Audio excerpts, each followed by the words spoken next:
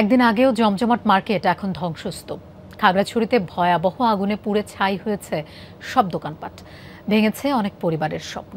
জীবিকার একমাত্র অবলম্বন হারিয়ে বিপাকে ব্যবসায়ীরা। স্থানীয়দের দাবি, ঘটনাস্থলের আশেপাশে পুকুর, জলাশয়ের মতো পানির উৎস না থাকায় ক্ষয়ক্ষতি হয়েছে বেশি। শিয়া বাটার, অ্যালোভেরা ও ভিটামিন ই সমৃদ্ধ লিলি বিউটি সোপ।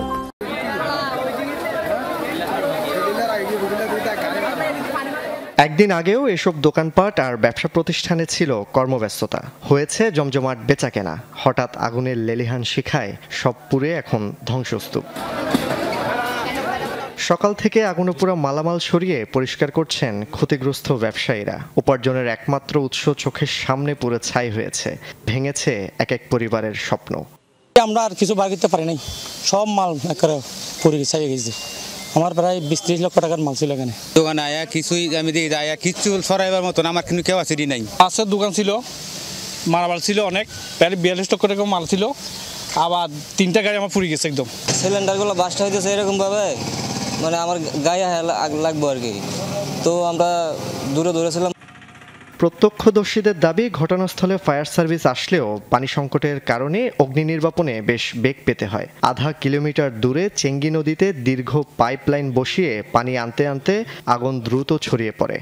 আগুন লাগছে, আসে দিকে যে পড়ায় ক্ষতি হইতেছে। ফায়ার সার্ভিস আসছে, আসার পরে পানি সংকটের কারণে দোকানগুলি রক্ষা করতে পারে নাই। পানি সংকটের কারণে যে ফায়ার সার্ভিস ইউনিট অনেক কষ্ট হয়েছে। একটা দোকানে যখন পানি মারতে গেছে, ঠিক আছে, বাকি ইউনিটগুলি যখন খালি ছিল আগুন দরদর করে ধরে গেছে। ইচ্ছাকৃতভাবে যে নদী নালাগুলো যে আমরা ভরাট করে ফেলতেছি, আমরা নিজেদের ক্ষতি নিজেরাই করতেছি। পুকুরটা যদি আজকে পানি থাকতো তাহলে আমাদের এই ক্ষতিগুলো হতো না।